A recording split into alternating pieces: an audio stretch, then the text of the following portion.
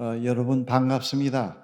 제가 성월교회에 올 때마다 꼭 고향에 온 것 같습니다. 제가 고등학교 때 저 경상도 대구에서 지내다가 저희 부모님들이 다 이쪽으로 오시게 되어서 저도 이제 고등학교 때 인천으로 오게 됐는데, 그때는 이 성월교회가 저 길 건너의 양철 지붕 교회였습니다.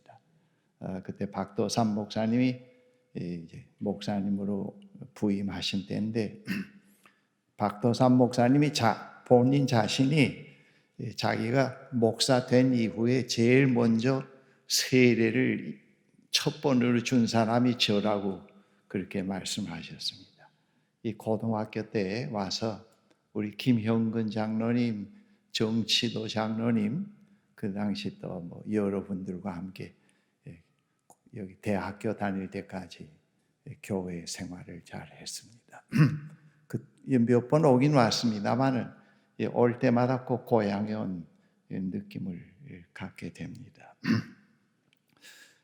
이 시편 92편은 시편은 전부 이제 5권으로 되어 있습니다.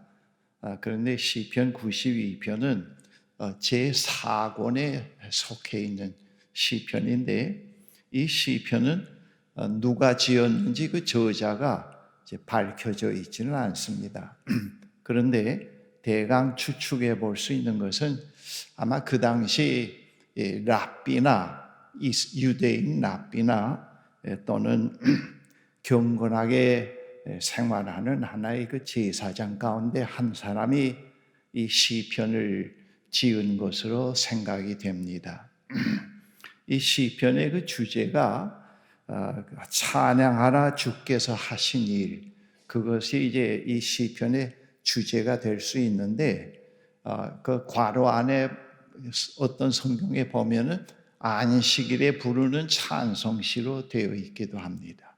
유대인들이 이제 안식일에 이 92편을 주로 찬송시로 부르곤 한 그런 전통이 있었던 것 같습니다. 이 시를 지은 그 경건한 랍비나 또는 그 제사장에게는 그 구약 다른 곳에도 이제 그런 것들이 나타나 있습니다만은, 그 자기가 살고 있던 그 시대에 그 자신의 그 신앙과는 상당히 반대되는 현상이 사회적으로 일어났습니다. 뭔가 하면은 이 시인은 상당히 경건한 시인으로 살면서 하나님의 율법을 잘 순종하고 살아왔는데, 그러나 그런 그 하나님을 잘 섬기고 경건하게 사는 사람들이 그 시대 사회에서 잘 되어야 될 터인데, 그렇지 않고 반대 현상이 일어났습니다. 악인들이 더 잘 되고 오히려 의인들이 어렵게 살아가는 그런 모습들이 이제 나타나게 된 것입니다. 그래서 이 시를 지은 그 시인에게는 어떤 석연치 않은 질문이 있었던 것 같습니다. 왜 그 하나님을 잘 섬기는 사람에게는 하나님이 더 잘 되게 해주신다 그랬는데, 오늘 우리가 살고 있는 이 현실은 그와 이렇게 반대 현실이 일어나고 있는가 하는 이제 그 석연치 않는 그런 질문, 또 그의 그 삶을 흔쾌하게 긍정하기 어려운 그런 질문을 이제 갖고 있었는데, 이 시편을 읽어보면은 어느 날이 시인에게 상당히 중요한 깨달음이 있었습니다. 그 깨달음이 무엇인가 하면은, 하나님은 이 세상을 하나님이 공의와 정의로 통치하고 계시는 그런 하나님이시고, 그리고 그 하나님이 인간 역사에 깊이 개입하고 계신다는 것, 하나님은 인간 역사를 초월한 가운데 계시면서 그러면서도 인간 역사에 깊이 개입하고 계신다는 사실을 깨닫게 됐습니다. 그래서 그런 깨달음이 이 시편을 짓게 된 동기라고 생각해 볼 수가 있습니다. 오늘 이 시편에는 그 1절에서 3절까지는 이 시편 서시에 해당하고요. 두 번째 4절, 9절은 현실에서 그 하나님 공의로 세상을 다스리시는 그 하나님이 현실의 인간 역사에 깊이 개입하고 계신다는 것을 말씀하고 있고, 그다음 세 번째 내용 10절, 14절에서는 그런 그 하나님의 통치 가운데서 의인이 상당히 그 레바논에 심은 백향목과 같이 아주 보기 좋은 그런 모습으로 나타나고 있다는 것을 이 시편에서 말합니다. 그다음 마지막 15절은 이 시의 이제 결론이 되겠습니다. 그래서 이 시편의 그 1절, 3절에서 그 처음에 그 서론의 시작이 주님께 감사드리며 주의 이름을 찬양하자라고 시작이 됩니다. 특별히 그 주님께 감사드리고 주의 이름을 찬양하되 그냥 하지 말고 수금과 시편금과 비파를 가지고 아침과 저녁에 하나님을 찬양하자. 그렇게 여기서 시가 시작이 됩니다. 여기서 말하고 있는 그 아침 시간은 하나님의 전에 나가서 요즘 여러분들이 새벽에 나가서 하나님께 기도드리는 그런 시간도 될 수 있고, 여기 이 시편에서 말씀하고 있는 이 아침의 시간은 이스라엘의 그 구원의 시간을 의미하기도 합니다. 그 다음에 이제 저녁 시간이라고 하는 것은 주님께서 이스라엘을 그 어두운 포로 시기에 이스라엘을 포기하지 않고 계속 이스라엘을 보호하셨던 그런 시간을 이제 의미이기도 합니다. 근데 이 시에서 그러니까 하나님을 깊이 수금과 시편금과 비파로 아침과 저녁에 하나님을 찬양하는데, 왜 그 하나님을 찬양해야 되느냐? 그 찬양해야 되는 그 이유를 4절, 9절에서 말씀하고 있는데, 조금 전에 말씀드린 대로 그 4절, 9절에서는 이 시인이 깨달은 거 있습니다. 뭔가 하면은 하나님이 이 세상을 창조하시고 팽개치고 버리신 것이 아니고 계속 관심을 가지고 계시고 인간 역사에 깊이 개입하고 계신다는 사실을 이 시인이 깨달은 겁니다. 그런 하나님이 그런 분이라는 걸 깨닫고 이 시편을 짓게 됐고, 그리고 그 하나님을 찬양하자고 하는 것입니다. 그래서 그 4절, 9절에는 그 하나님께 왜 찬양해야 되느냐, 악기를 동원해서 그분을 왜 찬양해야 되느냐 하는 그 이유가 여기에 나타나 있습니다.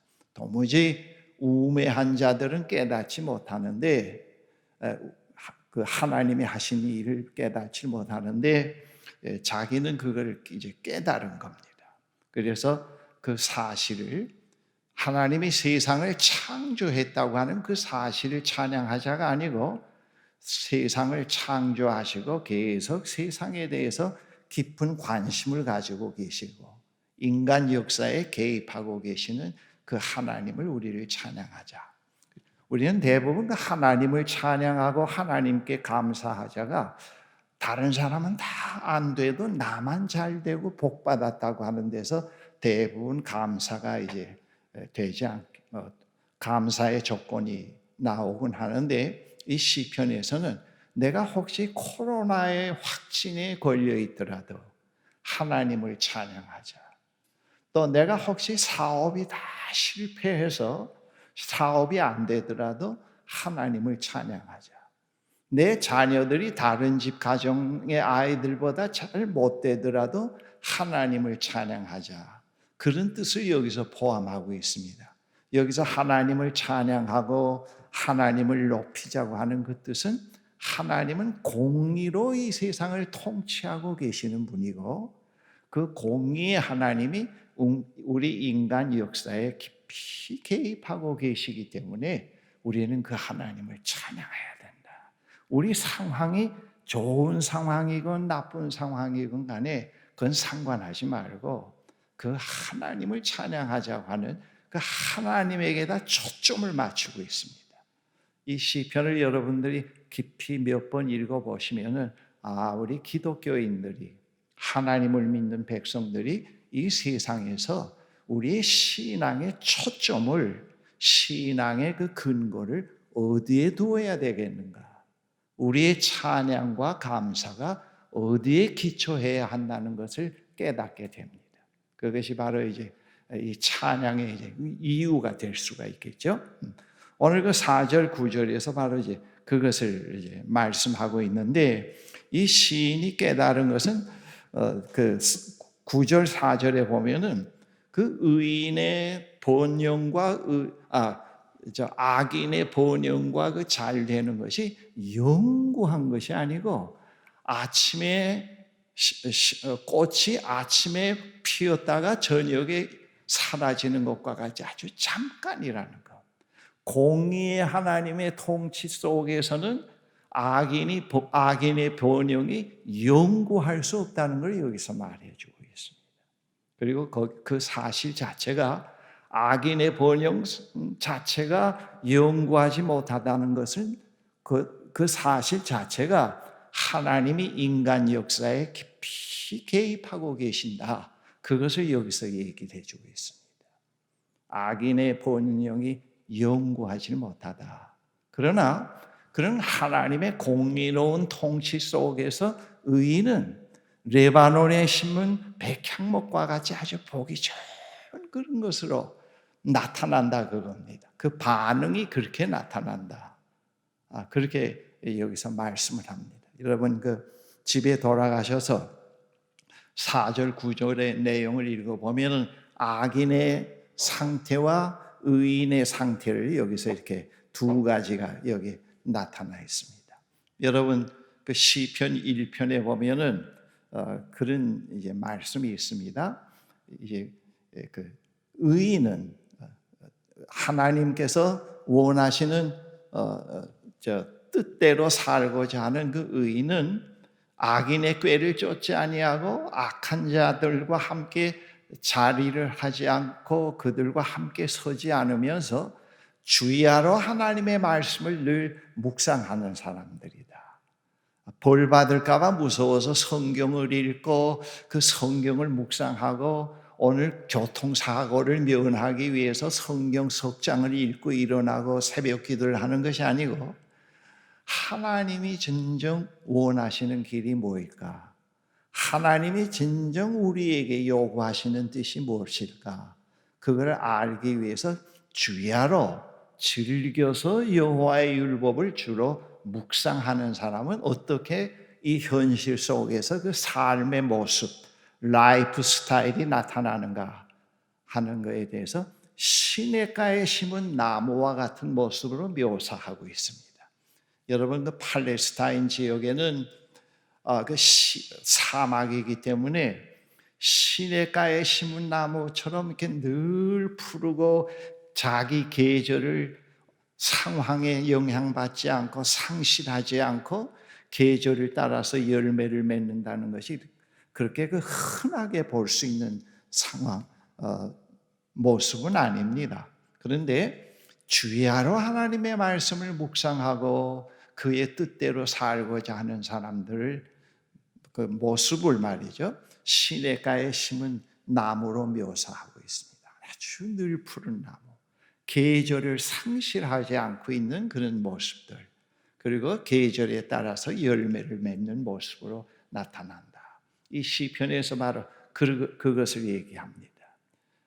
악인이 잘 된다고 해서 그것에 대해서 자기 삶을 포기하고 거기에 영향을 받아서 늘 걱정하고 염려하고 그렇게 하는 것이 아니고 악인이 잘 되는 일시적인 잘 되는 그런 현실이라도 거기에 대해서 개의치 아니하고 주야로 늘 하나님의 말씀을 묵상하고 그 말씀대로 그의 인도하심을 따라서 살아가는 사람은 하나의 그 레바논의 그 백향목과 같은 그런 아주 싱그러운 모습으로 나타나게 된다. 그것을 여기서 말씀합니다. 그건 왜냐?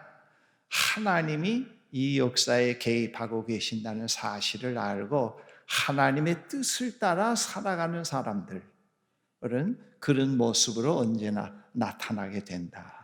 그걸 여기서 말씀합니다. 그래서 다른 사람들이 볼 때 하나님의 통치가 이 세상의 이 의의 통치가 우리의 인간 역사에 깊이 개입하고 계시는구나 하는 사실을 그 의인들의 모습을 통해서 알게 되는 겁니다. 저분들은 그 하나님의 말씀을 귀하로 묵상하고 그 말씀대로 살아가는데 저렇게 모습을 보기 좋은 모습으로 나타나는구나. 율법대로 잘 살고 있기 때문에 그 보상으로 하나님이 그들을 그렇게 복 준다고 하는 것, 물질적인 축복을 준다고 하는 것보다도 더 큰 의미가 있습니다. 하나님의 말씀을 따라서 살아갈 때 이 세상의 주인은 하나님이고 하나님이 인간 역사에 개입하고 계시기 때문에 그 뜻을 따라 살아가는 사람들의 삶의 모습이 바로 레바논에 심겨진 백향목과 같은 그런 모습이구나. 그 의의 하나님, 인간 역사에 개입하고 계시는 하나님의 모습을 나타내 보여주는 사람들이 누구냐? 그 시대의 하나님의 백성들이라는 걸 말해주고 있습니다. 그 시대 하나님의 백성들. 하나님이 하시는 일은 우리 우매한 자들에게는 다 숨겨져 있지만은 그러나 하나님의 뜻대로 살아가려고 하는 사람들에게는 그 사실이 밝혀져 있다. 이 시인은 그 사실을 깨닫고 아마 매우 기뻤던 것 같습니다. 이 시에 그것이 반영이 되어 있죠. 오세요. 수금과 비파를 가지고 하나님을 찬양하십시다. 아침과 저녁에 그 하나님을 찬양하십시다. 왜? 이 세상을 창조하신 하나님이 공의와 정의로 통치하고 계십니다. 그리고 그 하나님이 인간 역사에 개입하고 계십니다. 뭘 보고 알 수 있습니까? 묻는다고 하면은 당신들이 두려워하고 때때로 부러워하는 저 악인들은 아침에 피었다가 저녁에 사그라지는 그 꽃과 같아요. 연구하지 못해요.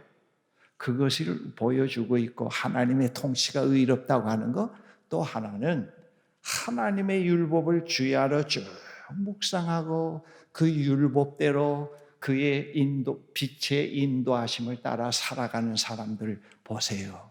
얼마나 싱그럽고 아름답고 다른 사람들에게 영향력을 주고 용기를 주고 있습니까? 저것이 바로 이제 하나님이 이 역사에 개입하고 계신다는 사실입니다. 우리는 그 하나님을 찬양하십시다. 그 하나님께 영광 돌립시다. 그리고 그 하나님의 인도를 따라서 살아가도록 결심합시다. 내가 잘못되더라도 내가 코로나 바이러스에 만에 하나 감염됐더라도 그 감염 속에서도 하나님을 찬양하십시다. 그런 뜻이 됩니다.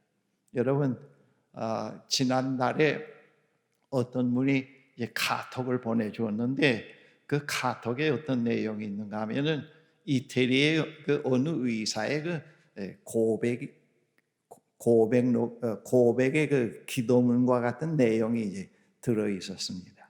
근데 그 내용을 제가 가만 보고 오늘 좀 그 중요한 대목을 이제 좀 이렇게 프린트해서 갖고 온 중에서 부분적으로 이제 한번 제가 말씀을 드려보려고 하는데, 지금 그 이태리는 말이죠, 코로나 바이러스 때문에 상당히 많은 사람들이 죽어가고 있고 상상을 초월할 정도로 그 길거리는 거의 공동화가 되어 있고, 그리고 때때로 그 유튜브 같은 데 보면은 발코니에 나와서 그 노래를 부르는 그런 모습도 우리가 이제 거기서 볼 수 있는데, 그 유명한 안드레 보첼리 같은 사람은 그 안드레 보첼리와 그 가족 전체가 환시에 병이었답니다. 근데 거기서 가족들이 다 극복을 했대요.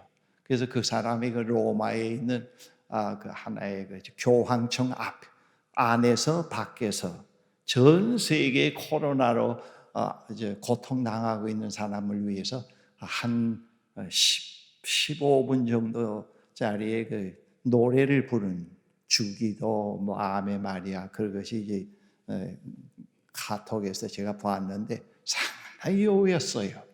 그전엔 그 보기 좋았는데 상당히 여우여서 저 사람이 저렇게 왜 여우였나 그랬더니 나중에 알고 보니까 그분 자신과 가족 전체가 다 코로나 확진에 걸렸다고 하는 겁니다. 근데 이제 거기에 그 확진 환자들을 돌보는 이제 의사가 쓴 글인데요.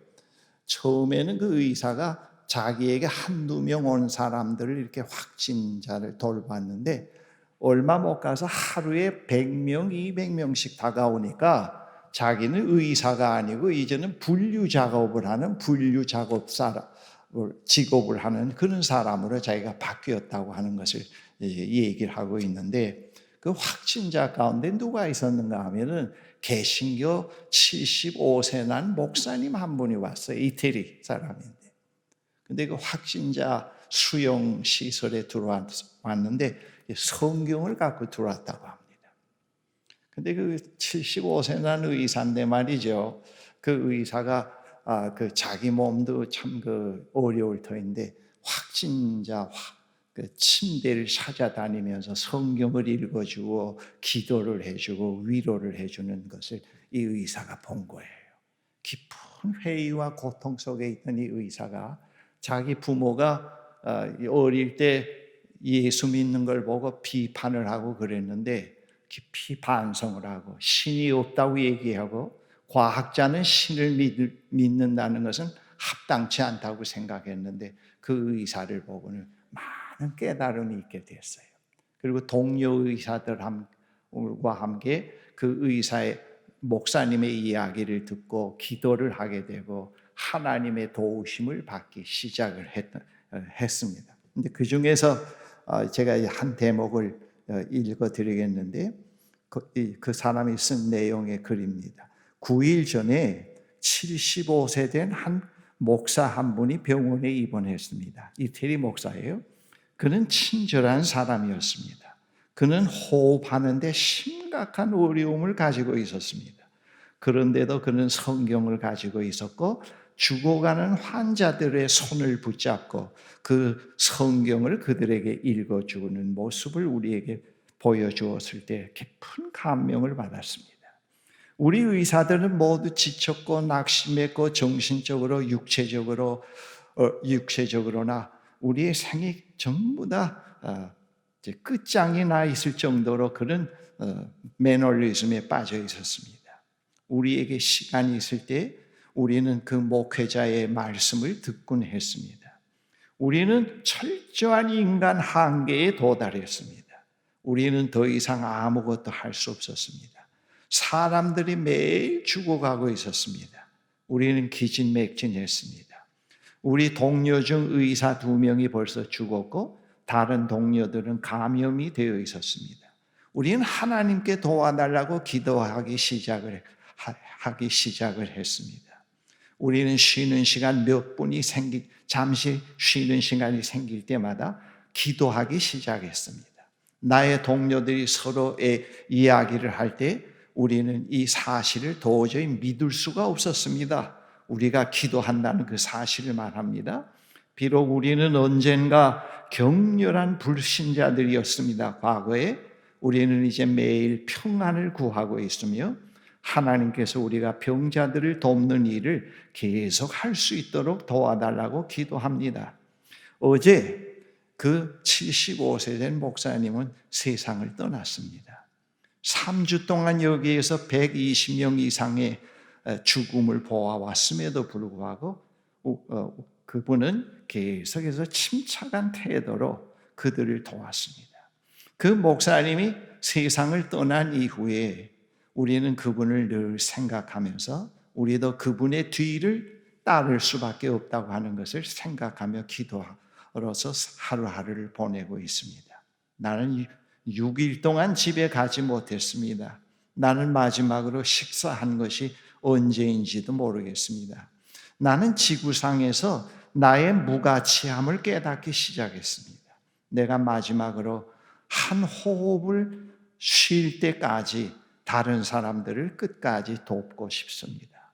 비록 나는 고통받는 사람들과 나의 동료들의 죽음에 들려 쌓여 있지만은 내가 하나님께로 돌아왔다고 하는 사실에 대해서 무한한 행복을 느낍니다. 이게 참 내가 이 글을 읽고 얼마나 크게 위로를 받았는지요. 그리고 부끄러움을 느꼈습니다. 내가 만약 이런 상황에 있을 때 이 목사님과 같이 할 수가 있겠는가. 그러니까 우리는 꼭 내가 잘 돼야, 내가 복 받아야 하나님이 계시고 말이죠.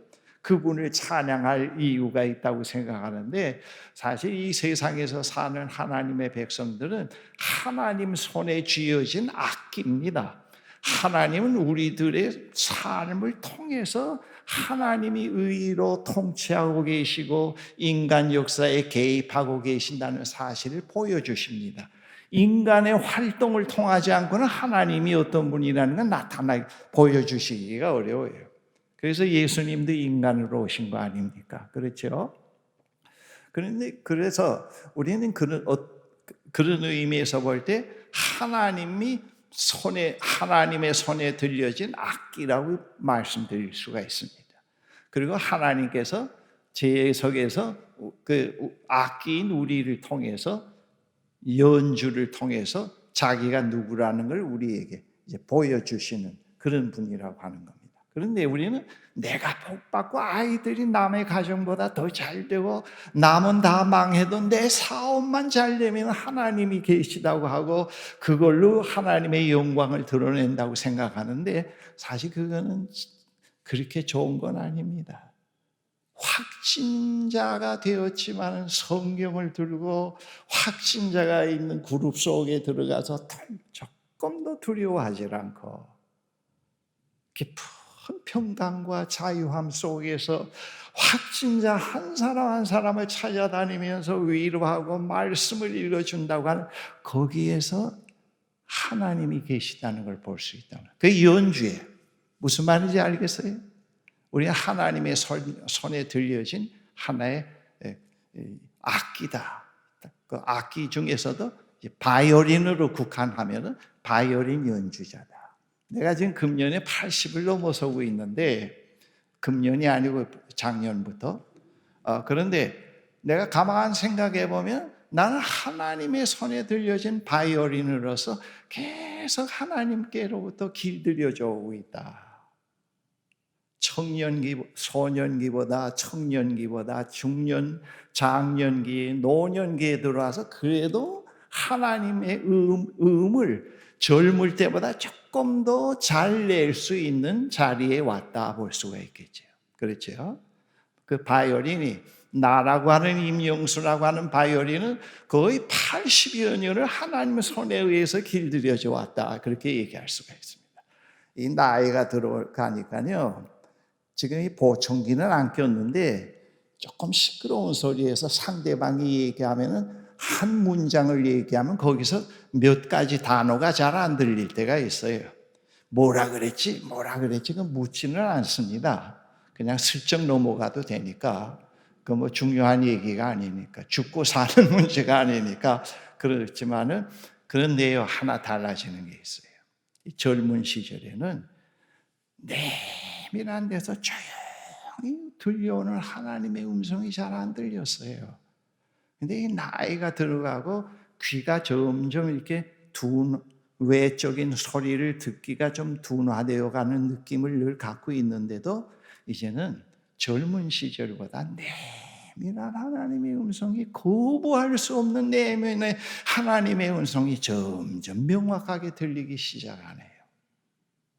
그 음성이 계속 나를 이끌어가고 있다는 걸 제가 알고 있습니다. 그게 끊어질 때 나는 무기력한 인간이 되겠구나. 그 음성이 나를 참 자유하게 만드는구나 하는 걸 때때로 경험할 때가 있군 해요.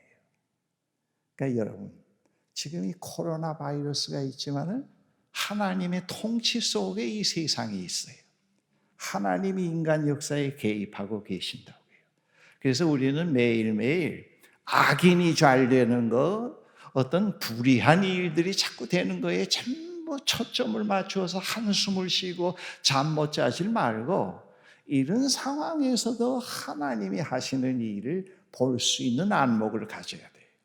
오늘 이 코로나 바이러스가 이렇게 돌고 있는데도 이 시간에 이 자리에 와서 이렇게 하나님을 찬양하고 하나님께 예배드리고 말씀을 들을 수 있다는 사실이 하나님이 역사에 개입하고 계시지 않겠습니까? 그렇죠? 하나님이 역사에 개입하고 계시지 않고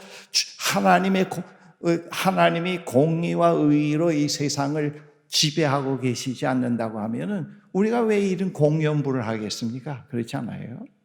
우리 이런 사실 속에서도 하나님이 계시다는 걸 알 수 있단 말이에요. 그리고 서로의 얼굴 모습 속에서 눈매를 통해서 하나님을 볼 수가 있다고 봅니다. 그래서 아마 이스라엘 백성들이 이 시를 가지고 주일에 찬양시로 사용하지 않았나 생각됩니다. 여러분, 이스라엘 백성들은 옛날이나 지금이나 말이죠, 이 세속사회 속에서 하나님의 백성으로 살아가는 것이 그렇게 쉽지 않아요. 참 힘듭니다.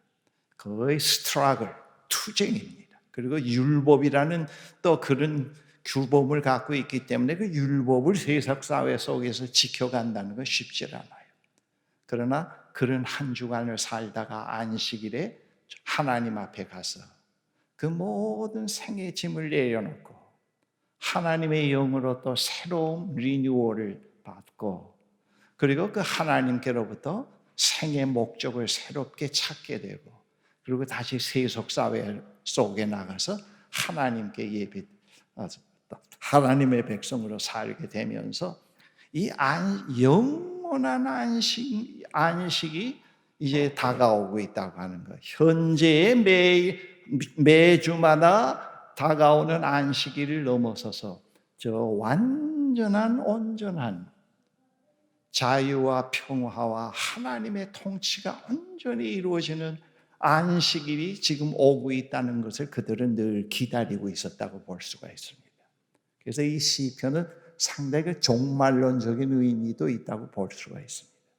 근데 우리 그리스도인들은 토요일 안식일은 안 지킵니다만 주일, 이 코로나가 예를 들어서 좀 더 우리가 범위를 좁히는 상황 속에서 좁혀서 이 코로나가 이게 만연하는 세상 속에서 상당히 힘든 하루하루를 살지만은 우리가 또 주일에 하나님 앞에 나와서 우리의 생의 짐을 내려놓고 수고하고 무거운 짐진 자들은 다 내게로 오라고 하는 주님의 말씀을 듣고 주님께로부터 인생의 짐을 지고 가는 법을 배워서 또 한 주간을 살면서 이 온전한 완전한 안식일 주일이 온다고 하는 걸 기다리면서 우리가 또 이 시편을 찬송을 부를 수 있단 말입니다. 우리에게도 그만한 아주 중요한 의미가 있다고 볼 수가 있습니다.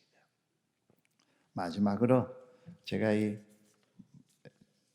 책을 과거에 우리 모세골 가족들하고 함께 읽었던 한 달에 한 권 정도 우리가 책을 독서를 하곤 했는데 그 중에서 이제 가문비 나무라고 하는 그 책을 우리가 이제 읽었어요. 근데 거기에서 이제 제가 발췌한 내용을 읽어드리고 제 설교를 마치려고 합니다. 이 가문비 나무라고 하는 그 책을 쓴 사람은 지금 독일 뮌헨에서 그 바이올린을 제작하는 일을 하고 있습니다. 그런데 이 사람이 그 가문비 나무라고 하는 그 책을 썼는데 신학을 공부하지 않았는데 얼마나 영성이 깨끗한지요. 그리고 적절하게 이 영성이 뭐라는 걸 표현을 한 그런 책들인데 우리 형제 자매들하고 읽으면서 상당히 감동을 받았습니다.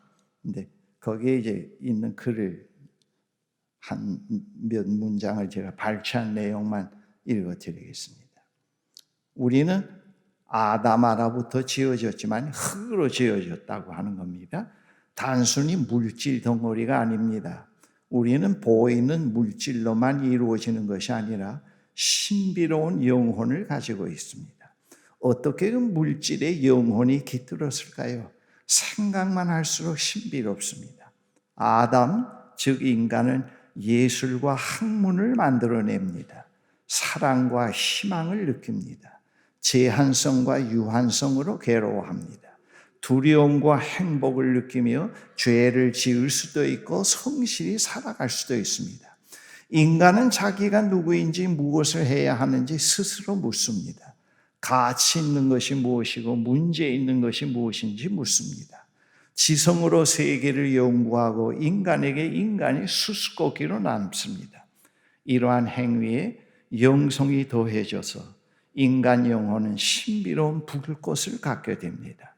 그 불꽃으로 주위 사람들을 밝게 비추어 줄 수가 있습니다. 그러면서 이분의 글 가운데도 이런 것이 있습니다.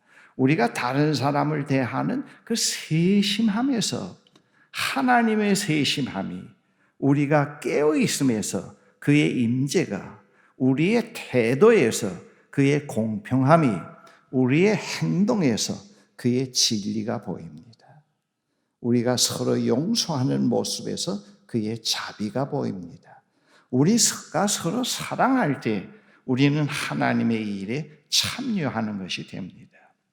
음악이 울리고 연주자가 바이올린에서 음을 발견할 때 악기와 연주자는 완전히 하나가 됩니다. 연주자가 바이올린이 되지는 않지만은 그는 바이올린과 온전히 하나가 됩니다.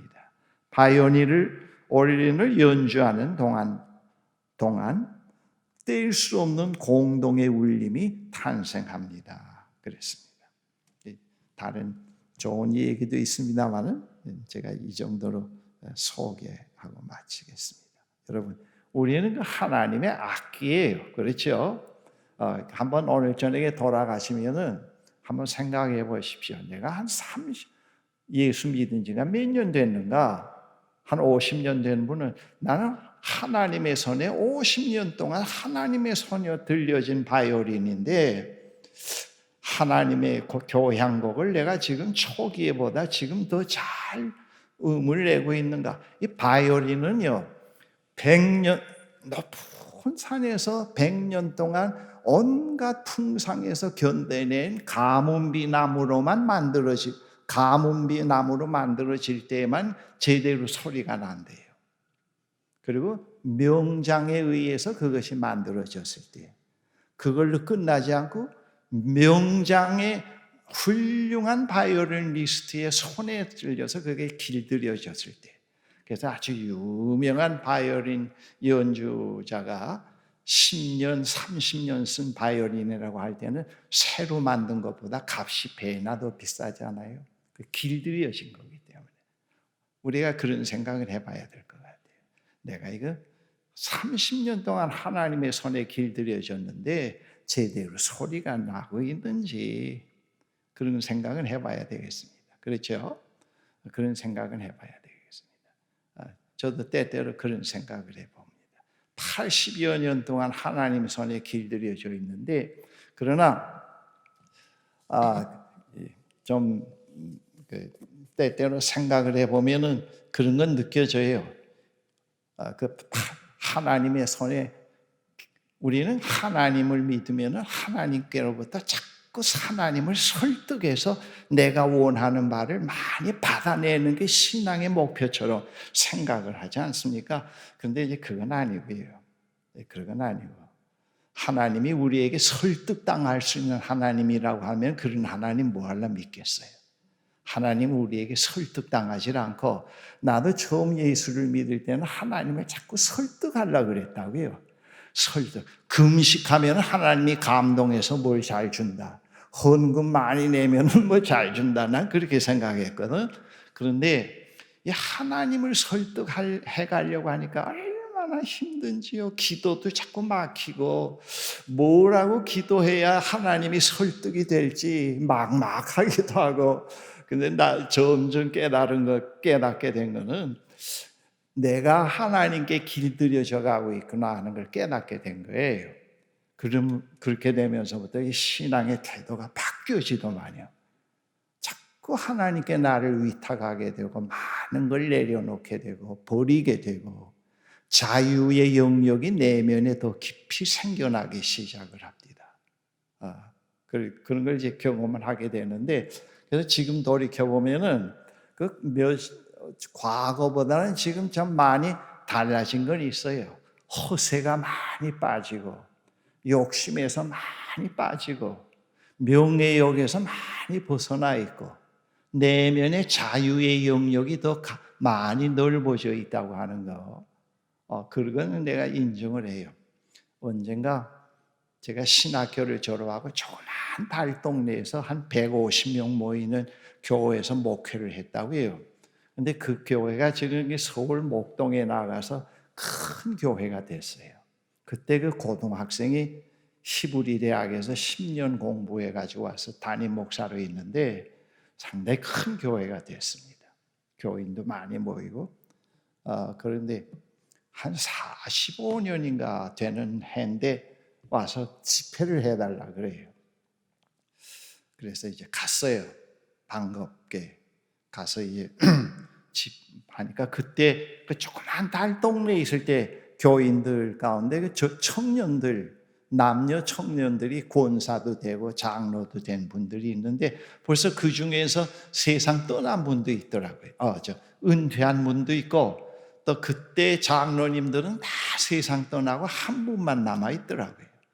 근데 그때 나를 보았던 분들이 나를 보자마자 목사님 45년 전과 지금과 똑같네요 그래요. 그래서 내가 잘못 생각하면 난 그때는 안경도 안 쓰고 그때 그 시간에 그때보다 더 미남이었는데 내가 그때 이렇게 늙었나 그렇게 생각할 수 있잖아요. 그러나 그때와는 다르게 안경도 썼고 머리도 휘어지고 주름살도 있고 기미도 많이 꼈지만은 impression, 영어로 얘기하면 퍼스널리티는 임영수 그대로다 그예요. 뭐 성 프랜시스로 바뀌었다든가 뭐 다른 사람으로 바뀐 게 아니고 외형이 많이 시간의 흐름과 함께 노쇠했지만은 그러나 임영수는 그대로다 하는 거. 그 다음에 집회를 하는 동안에 식사도 같이 하고 지냈잖아요. 그 다음에 끝날 시간에 그분들이 뭐라고 얘기하는가 하면은 목사님은 그때 그 교회 계실 때하고는 많이 달라지셨네요 그래요. 그때 제가 그걸 시인했어요. 그때는 달라졌다는 말은 내가 시인해요. 조금 전에 얘기했던 것처럼 그분들과 만나고 난 후에 이 자리 그때 설 때가 40년 넘게 되어지는데 40년 동안 하나님 손에 길들여져 왔기 때문에 달라질 건 사실 아닙니까?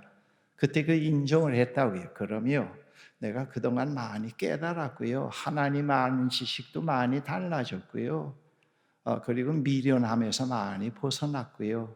그때는 그분이 달라졌다고 했다고 하는 말은 영어로 얘기하면 캐릭터를 말합니다. 많이 달라졌죠. 그래서 내가 지금도 아까 이태리 의사의 얘기를 자꾸 소개를 했지만 말이죠. 지금은 이제는 그 정도는 돼요.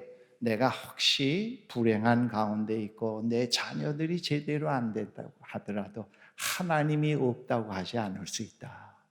그럼에도 불구하고 하나님을 찬양할 수 있고 그럼에도 불구하고 그 하나님을 남에게 얘기할 수가 있다.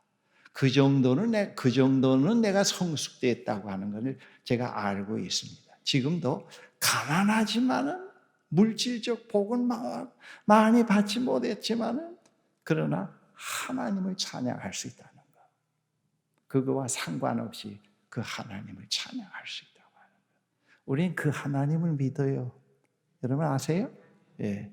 우리의 감사와 찬양과 기도는 그런 하나님에게 기초를 둬야 돼요. 오늘 시편에 보면은 그 레바논의 백향목과 같은 의인들의 그 존재 뿌리가 하나님에게 존재의 뿌리를 내리고 있다는 걸 얘기를 해줍니다. 우리의 그 삶의 뿌리는 그 하나님에게 뿌리가 내려져 있어요. 하나님이 인정하는 삶을 살고 있다는 거. 그래서 너무 세속 사회 속에서 잘 되느냐 못 되느냐, 건강하냐 건강하지 못하느냐, 거기에 너무 신앙의 그 포커스를 맞추면 안 돼요. 건강하고 건강하지 못한 거는 자기 관리를 하면 돼요. 그걸 하나님에게 책임지을 필요는 없다고요. 그렇잖아요. 그렇죠. 그러니까 너무 그런 데다가 하지 말고 언제나 우리는 하나님에게 초점을 맞춰요. 오늘도 내가 오늘도 하나님, 코로나가 있는 이 현실 속에서 하나님과 오늘 함께하는 삶을 살아갈 수 있다는 것, 이 사실 자체로 감사합니다. 나를 하나님의 손에 들려진 악기인 나를 통해서 아버지의 이름을 거룩하게 드러내실 수 있게 해주시고, 아버지의 나라가 오는 일에 이익을 담당할 수 있게 해주시고, 아버지의 뜻이 하늘에서 이룬 것과 같이 내 오늘의 소박한 삶이 거기에 동참하는 삶이 되게 해주세요. 그렇게 기도할 수 있어야 되겠단 말이에요. 그 저녁에 잘 때도 하나님 오늘 하루도 당신과 함께 동행한 삶 감사합니다. 그래서 예수 믿기 시작하면 달라진 게 많이 있는데 결정적으로 달라진 것이 하나님과 동행하는 삶이 시작이 됐다는 거죠. 그 하나님과 함께 동행하면서 계속 그 하나님의 손에 내가 길들여져 가고 있다고 하는 거. 그게 다른 거예요. 그래서 계속 매일매일 그 분의 말씀을 들을 수밖에 없어요. 오늘도 내 사랑하는 님이 나에게 뭘 말씀하시는가? 나를 부르시고 당신의 백성으로 당신의 악기로 나를 부르신 그 아버지가 나에게 뭘 기대하고 계실까? 그래서 성경을 읽고 묵상해야 돼요. 오늘도 이 말씀을 안 읽으면 교통사고가 나겠지, 가다가 뭐 다리 위가 부러질 수도 있겠지. 그래서 겁이 나서 그 시간을 30분을 앉아서 그 책을 읽었느냐 안 읽었느냐에 따라서 마음이 편안해질 수도 있고 불안해질 수도 있을 수 있는데, 우리는 그것을 넘어서야 되겠단 말이에요. 오늘도 그 아버지가 뭘 말씀하실까? 그 아버지가 나를 어떻게 인도하시기를 원하실까? 뭘 내놓으라고 하실까? 이 코로나 바이러스를 통해서 이게 하나님이 주신 볼이 아니라고요. 인간이 만들어낸 저주라고요. 하나님의 손에는 이 암도 없고 코로나 바이러스도 없어요. 하나님이 주신 거 아니거든. 그러나 이 가운데 하나님이 이것을 통해서 이루시고자 하시는 뜻이 있잖아요. 그 뜻을 이루소서 주여. 그리고 또 한 번 우리들이 새롭게 태어날 수 있게 해주십시오. 그렇게 하면은 이 코로나 바이러스도 넉넉히 이길 수가 있다고요. 그렇죠? 네. 마스크를 써서 아멘 소리가 크지 않습니다만은 기도하십시다. 네. 전능하신 하나님 감사합니다. 이 세상은 사탄이 운영하는 세상도 아니고요. 이 우주도 어떤 독재자가 운영하는 세상도 아닙니다. 창조주 하나님, 사랑의 하나님, 전능의 하나님, 모든 피조물을 초월해 계시는 하나님께서 이 세상을 지으시고 팽개치지 않으시고 계속해서 관심을 갖고 계시고 공의와 정의와 사랑으로 통치해 가고 계시고 인간 역사에 또 개인 한 사람 한 사람에게까지 깊이 개입하고 계시는 하나님이십니다. 우리의 희망과 기쁨이 거기에 있고 우리의 믿음이 그런 하나님이시기 때문에 우리의 믿음이 생겨납니다. 지금 어려운 상황에 있지만은 우리가 이 상황의 어려움에 너무 매몰되어서 거기에 흘러가지 않게 해주시고 사탄의 밥이 되지 않고 염려와 불안의 밥이 되지 않게 해주십시오. 이런 것들은 우리를 속이는 겁니다. 이런 가운데서도 전능하신 하나님을 볼 수 있는 마음의 눈을 뜨게 해주십시오. 하나님을 찬양할 수 있게 하시고 아버지의 뜻이 이루어지기를 간절한 마음으로 기다리고 또 아뢰 수 있고 전할 수 있는 저희들이 되게 해주십시오. 오늘 성월교회는 오늘 우리 시대에 이 지역뿐만 아니라 인천 또 우리나라 전체에서 그러한 또 빛을 발하는 그런 악기의 음을 바르게 연주해내는 그런 믿음의 공동체로 계속 서갈 수 있도록 목사님과 사랑하는 장로님들, 사랑하는 교회 형제 자매들 한 분 한 분을 축복해 주시고 묶어 주시옵소서. 예수 그리스도의 이름으로 기도합니다. 아멘.